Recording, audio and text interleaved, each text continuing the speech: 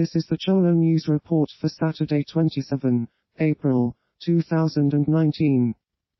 Miami native Todd Leininger is released from a Venezuelan prison after being detained for 5 years for allegedly aiding the opposition. Todd Leininger, 37, was arrested in April 2014 on what his family describes as trumped-up charges.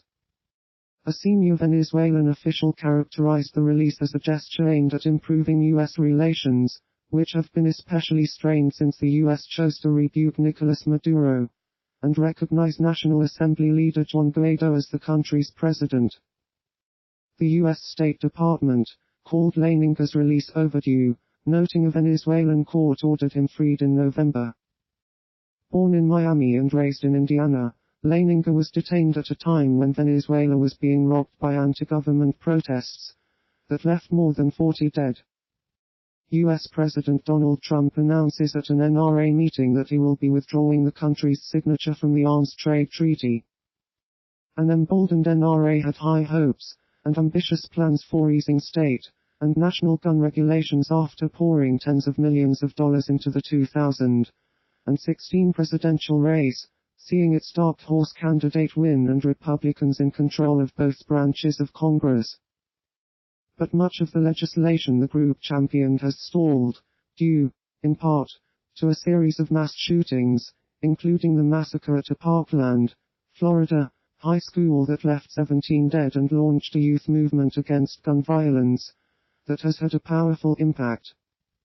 The Kansas City Chiefs suspend wide receiver and return specialist Tyreek Hill from team activities for an alleged child abuse case.